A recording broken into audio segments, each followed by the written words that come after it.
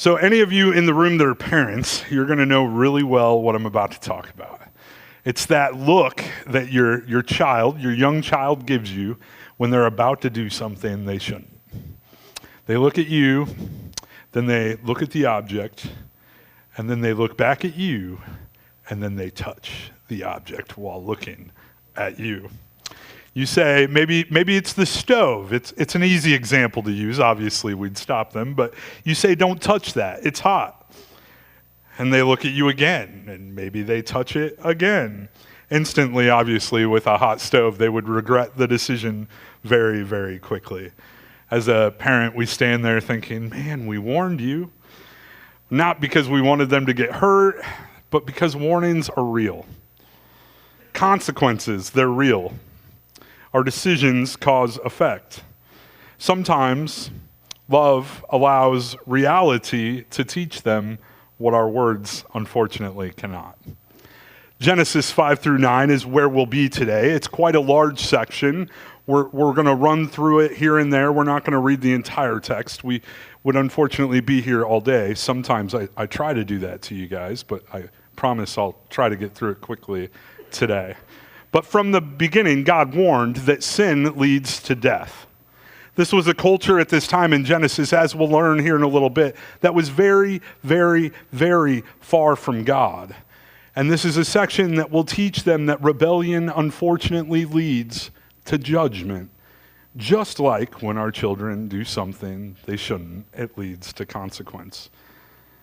But in this case, in Genesis, humanity kept reaching for the hot stove. Genesis 6 is the moment that warning becomes a reality. It is truly the beginning of God's wrath. Today we're continuing our series on origins, the beginning of several different things in Genesis. We've been walking through how God created the world, how the origin of humanity began, and then last week watching humanity fall. Today we come to a section of Genesis that I believe is honestly one of the heaviest in the Bible. Not often presented that way, but when broken down, the heaviest in the Bible. Because today we come to the first major moment in Scripture where we see something new. The beginning of God's wrath. Not God losing his temper. This isn't God waking up on the wrong side of the bed and having a bad day. This is holy, righteous response of a God to a world that had purely rejected him. But to understand the story that we'll find in 6 through 9, you have to understand Genesis 5. Genesis 5, it kind of sets the tone for the story that we're familiar with. That will follow. See, Genesis 5 is a genealogy. Words are hard sometimes. At first glance, it looks like one of those chapters you want to skip. You know, we see it all over. So-and-so had so-and-so, or so-and-so fathered so-and-so, and it just goes on. And let's be real, it's where a lot of annual reading plans go to die. You start super strong in January. You get to go through the story in Genesis and the gospel in Matthew if you're doing the side-by-side like we have a group of men doing together right now. But then you hit these lists of names. You make it through the first one in Genesis, and the Exodus one, you maybe get kind of boring, but if you're doing the side-by-side, you're also doing one in Matthew, and recently, if you're doing the one we're on, you hit one in Luke as well, and you just start skimming for where's Jesus in this. I've done it. I get it. If you find yourself doing that as well, I understand. But there's a different drumbeat in this genealogy in Genesis 5 that hits a little different, and I don't want to miss it. Genesis 5:5. So Adam's life lasted 930 years, then he died. Genesis 5:8. So Seth's life lasted 912 years, then he died. Genesis 5:11. So Enosh's life lasted 905 years, then he died. Over and over and over again, and he died. And he died. And he died. This chapter is very intentional about its repetitiveness. It's reminding us that of something that God warned us earlier in Genesis. Way back in the garden, in fact, God told Adam, as Dan has discussed in Genesis chapter 2, verse 17, on the day you eat from it, you will certainly die. Genesis 5 is the first proof of that death. Sin entered the world in Genesis 3, but by Genesis 5 here, death has become the common rhythm of life. This chapter teaches us a simple but very powerful truth. Sin always leads to death. It may take time, it may be slow, it may not be immediate, but the wages of sin, once they left the garden, have never changed. But even in this dark chapter, there is a little bit of a bright light. Chapter 5, verse 24 says, Enoch walked with God, then he was not there because God took him. In a chapter that so far has been dominated by death in the introduction of it, Enoch breaks the pattern. Why? Well, because he walked with God. Even in a fallen world, relationship with God still brings life. Let's not rush past the Enoch story, though, because in a world, as we'll see here shortly, that was moving as far away from God as it possibly could, Enoch was consciously making the decision to move towards him instead. In a culture that was drifting, and most scholars believe far worse than our culture even is today, Enoch chose a different direction. That phrase, walked with God, it's so simple. It's something we may brush past easily. It was so deep. It doesn't say that Enoch preached sermons on Sundays. It doesn't say that Enoch changed the world. It simply says he walked with God. Enoch made proximity with the Father, as I often say, his main priority. This matters for us today because transformation in the Christian life, it doesn't begin with the rules that we find in the Torah at the beginning of the Old Testament. Instead, it simply begins with proximity with the Father. The closer you walk with someone, the more you start to sound like them, think like them, respond like them. Think Southern accents. The longer you live in the South, you begin to talk like those around you. I have a couple friends that have moved since college down, and I talked to them today, and if you hear the voice on the phone, you don't even recognize it. But it's because their speech has become like those around it. Over time, as we do that, things begin to change, not just in our speech, but in our behaviors. Those we choose to be close to often mold our desires. So let me make this pretty practical. I like real-life examples. There are behaviors in my life that, since I did surrender to Jesus, obviously partially because of the prayers from our prayer room, some things have changed drastically in my life. There are behaviors I no longer do. For example, I choose not to use profanity. Not because I'm trying to project spirituality, not because I'm legalistic and following something that's said in the Word, not because I think certain words will make someone more or less saved. It's much, much simpler than that. I've now spent years trying to stay close to the Father, and the longer I stay near to Him, the more of Him rubs off on me. I started to realize that doesn't sound like Him, that doesn't reflect Him, and maybe most importantly, that doesn't honor Him. So those things began to fall away. Same with other areas of my life. Today, I choose not to drink in excess. Not because there's a scoreboard in heaven that tallies my drunkenness, but instead because the more time I spend in proximity to the Father, the more my desires start to shift. The things I grow hungry for change. My reflexes change. The things I become convicted about change. Walking with God reshapes us from the inside out. Now, let me be clear, I don't want to put myself on a pedestal. Daily, in different ways, I'm sure, I still choose sin over proximity. I still fall short on a regular basis. But there is a difference between someone who occasionally stumbles and someone who has chosen a new direction in life. My direction is this. I believe my wife's direction is this. As a family, our direction is this. We want to walk with God every day. The more consistently we walk with him, the less appealing the patterns of our world and our culture become. The less like the world we are and the more like him. He chisels at our lives. He chisels at our marriage. He chisels at our family. He chisels at our behaviors and our choices.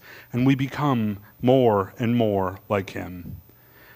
But going back to Enoch, I think that's a pretty cool story. You know, one of maybe two people that did not die. Jesus did die, if you're unaware. He was brought back to life. It's a pretty cool story. We'll talk about that later.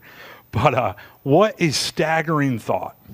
From what this passage presents, Enoch never experienced death. Why? What's the point of this so early in the Bible? And I believe it's because walking with God ultimately leads to life. As we know, most of the Old Testament, if not all of it, I live in the camp that all of it points towards the Messiah. And here in Genesis 6, we already see that. We've seen it multiple times in Genesis already. And by the time we reach Genesis 6, we're learning about a group of people that are so far from God that walking with God is extremely rare. So Enoch was plucked because he was one of one. There was no one else walking with God at that time. And we'll see it happen again. Genesis 6 describes a world that has spiraled completely out of control. Let's listen to how the Bible describes humanity at this point. Chapter 6, verse 5. When the Lord saw that human wickedness was widespread on the earth, and that every inclination of the human mind was nothing but evil all the time. This is one of the darkest verses in the entire Bible.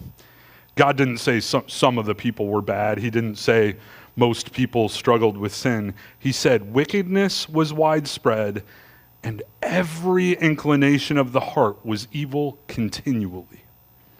Humanity at this point had completely rejected God. And then comes one of the most sobering verses in Scripture. Genesis 6:6. The Lord regretted that he had made man on the earth, and he was deeply grieved. God looked at his creation, the world he had made good, and his heart was broken. There's something important here. See, God's wrath is not like human anger. Human anger, it's often tied to our emotions. It's tied to how we feel about certain things. It's almost always reactive to something else. But God's wrath is holy and measured and righteous. See, I believe a God who never responds to evil would be one that isn't loving at all. Indifference would mean, I don't know, the opposite of love, someone that doesn't care enough to love. So Genesis shows us this truth that God is patient, but he is not passive. But thankfully, even in this moment of judgment, we do see something incredible. Right in the middle of this dark story, we come to Genesis 6, verse 8. Noah, however, found favor with the Lord. Out of this new, entire corrupt generation after Enoch, one man was built very different. Verse 9, Noah was a righteous man, blameless among his contemporaries. Noah walked with God. There it is again, just like Enoch. He walked with God. And God chose Noah, because of that, to be the instrument of, dare we say, salvation at the time. Before the flood ever came, God had a plan. He told Noah to build the ark, a story we're all familiar with, as at least the childhood story is what I was familiar with. And for years and years, Noah acted in obedience and built the ark. I want to pause here, though, and feel the weight of what God asked Noah to do. This wasn't go out and build a garden bed, or, hey, we're going to take this weekend and we're going to build a shed. Not at all. we tend to picture, at least I did, the story of the ark as that children's story with a little wooden boat and a flowing river behind it and some cute little animals that maybe we put on the ark as kids. That's the story I remember. But that is not what Genesis describes at all. See, God gave Noah extremely specific, detailed, massive instructions. Genesis 6:14 through 16. I think it's important we read them. Make yourself an ark of gopher wood. Make rooms in the ark and cover it with pitch inside and out. This is how you are to make it. The ark will be 450 feet long, 75 feet wide, 45 feet high. You are to make a roof, finishing the sides of the ark to within 18 inches of the roof. You are to put a door in the side of the ark. Make it with lower, middle, and upper decks. This was not a boat, folks. This was a floating structure the size of a modern cargo vessel. And Noah didn't go on HomeDepot.com and order some materials to be delivered next day. He didn't rent the equipment from the local construction rental company. He didn't hire contractors to do different phases of the projects. No, Noah built it by hand, year after year after year. Scholars actually estimate that it would have taken decades, which means Noah spent a good chunk of his life doing one thing: building what God said before anyone else even believed it. Imagine how this must have looked, though, right? There had never been a flood. There had never been rain for 40 days and 40 nights. And there we find Noah, day after day, constructing an enormous ship on very dry land. I'm sure people were walking by. Neighbors were probably laughing. What are you doing, Noah? And he's like, I'm building an ark. Why? Well, God said judgment's coming. You know, I'm not going to lie. If my neighbor told me that, I'd be pretty freaked out. So I understand, but you can almost hear the laughter. You can almost see the eyes roll. You can almost hear the whispers and the mockery that would have been happening, not just for a few days, but for decades. To be honest, Noah probably looked pretty crazy, but he was walking with God. He knew what God had instructed him, and he had made a decision to live opposite of the culture around him. And here's what matters. Faith often looks foolish before it looks wise. Obedience often looks ridiculous before it looks righteous. And Noah kept building. Not because it made sense culturally, not because it was popular socially, but because God had spoken very clearly. Church, this is important for us today, because walking with God will sometimes put you out of step with the world around you. And it should. We should be different from culture. We should be different from the communities that we live in. This will shape the choices that we make that sometimes those around us will not understand. Priorities that others will question, and convictions that others will laugh off. There are seasons where obedience feels lonely. There are seasons where obedience feels slow. There are seasons where it may feel unseen. I'm sure there were days where Noah questioned everything, but just kept being obedient. He reminds us that when God gives instructions, we build. Even if no one else does, even if no one else understands, and even if it takes years, we build. Because eventually what looks foolish in obedience becomes salvation in reality. While the world laughed, Noah continued to hammer. While the culture mocked, Noah continued to obey. The powerful lesson here is that even when God judges sin, he always provides a way of salvation. Judgment and mercy, though, thankfully, operate side by side. The same God who sends the flood is the God who provided Noah the ark. And in Genesis 7, we finally come to the point that reckoning presents itself. This is the part where I think this separates it from a children's story. It's not just that. Instead, it's a tragedy. Genesis 7:11 through 12 says, "On that day, all the sources of the vast watery depths burst open. The floodgates of the sky were opened, and the rain fell on the earth 40 days and 40 nights. Then in verse 16, the Lord shut him in." In my studies, I found that one line to be so incredibly powerful because for the first time I realized Noah didn't shut the door when they were ready. God did. The time for human decision was over. There was no second ark being built. There was no alternate safety plan. There was no late entry to get on the boat. God was finished with what was going on. Genesis 7:23 says, He wiped out every living thing that was on the face of the earth, from mankind to livestock to creatures that crawl to the birds of the sky. If you slow that down, it's pretty hard to read. But it teaches us something essential. God's wrath is not symbolic. Judgment's not pretend. Consequences, just like when our child touches the hot stove, are very, very, very real.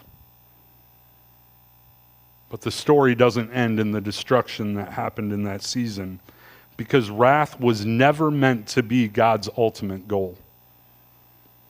In Genesis 8, we begin to see that the waters start receding. This wasn't a quick process. The water didn't go away overnight.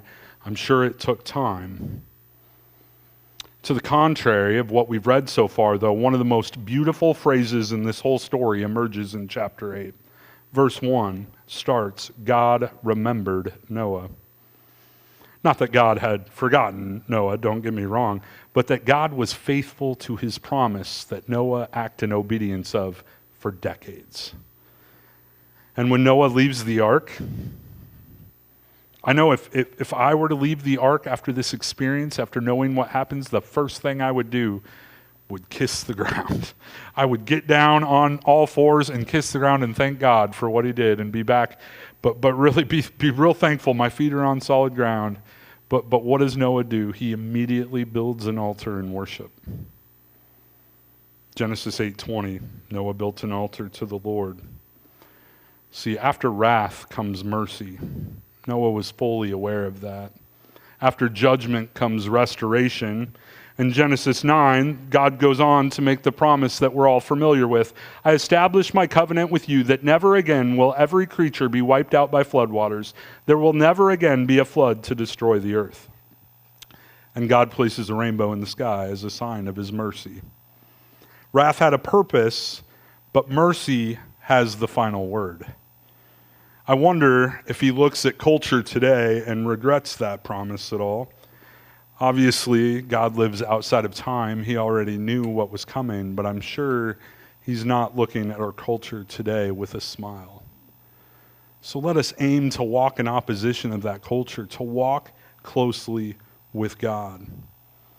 In closing, what does Genesis 5:9 teach us? There's a slide right there. Sin is serious, judgment is real, God is patient, salvation is available, and mercy is God's ultimate desire. That's 5 through 9, which could be a 14-part sermon series done in just under a half hour. But this story, it's not just ancient history that we read in a text. It's not just a children's story. It's pointing forward to something greater. In Noah's day, the world faced judgment because of sin. God provided them an ark. Today, the world still faces judgment because of sin, and God's provided another ark. His name is Jesus. Think about the parallels. In Genesis, there was one way of salvation, the ark. In the gospel, there is one way of salvation through Jesus Christ alone. Those inside the ark were saved, and those today who are in Christ are also saved. The door of the ark was open for a season. The door of grace is open today. The flood shows us just how serious God takes sin. The need for wrath entered the world, but the cross shows us how far God's willing to go to save sinners, to save you, to save me. At the flood, God poured out the judgment on the earth, but at the cross, God poured out judgment on his very own Son, so we don't have to experience it. Jesus took the wrath that we deserve so that we could receive the mercy that we don't. Genesis 6 through 9 is the beginning of God's wrath, but the gospel is the end of it for everyone who comes to Christ. Just like in Noah's day, there are only two places to stand. You're either inside of the ark or you're outside of it. Are you going to choose Jesus, or are you going to choose the world? It's not just a one-time decision that we made when we were 14 at church camp. It's a decision that we have to make each and every day. Sometimes when things are hard and the struggle is real, it's a decision that we have to make each and every minute. When we're hanging on by the skin of our teeth, sometimes it's a prayer I have to lift up every second. Are you going to choose him, or are you going to choose the world? John 3:36 says this: "The one who believes in the Son has eternal life, but the one who rejects the Son will not see life. Instead, the wrath of God remains on him." Genesis shows us the origin and reality of God's wrath, but the gospel shows us that there is a way of rescue. And today, that door of the ark, it's still open for us. We don't know how long it will be, but if you want to make that decision, if you have never made that decision and you want to choose God today, please, please, please don't leave this building without grabbing Dan or I. We want to have that conversation with you. Now, before I close in prayer, this past week, for those that don't know, Dan, John, and I were at the Preaching and Teaching Convention in Joplin, Missouri. We got to hear some incredible wisdom from some insanely intelligent men, but there was one massive reminder that continued to settle deep within my spirit in workshops and sessions, and it's something I don't want us as a body of believers here at Pathway to lose sight of in this season of growth. As God continues to bring people to Pathway, we will not measure our success the way the world measures success. We will not celebrate attendance more than we celebrate transformation. We will not celebrate crowds at our events more than we celebrate disciples. We will not celebrate growth if it is only wider but not deeper, because the mission of Pathway Church has never been to gather large groups of people. The mission from the very beginning, something I love, has been to form mission-minded disciples who walk closely with Jesus, who walk with God, and who help others meet and then walk closely with Jesus. That is the ultimate win. The true measure of our church is not how many people sit in these seats, but how many people leave these seats living on mission. How many are walking with God daily in prayer and in his word? How many are surrendering their lives to Christ daily and picking up their cross? How many are actively helping someone else take their next step with Jesus? So this week, I want every one of us that call Pathway home. If you don't, you get a pass on this one. But if you call Pathway home this week, I want you to take time in your quiet time with the Lord, and I want you to evaluate something honestly. Are you currently living as a mission-minded disciple of Jesus Christ? Are you intentionally walking with God, or are you just showing up on Sunday?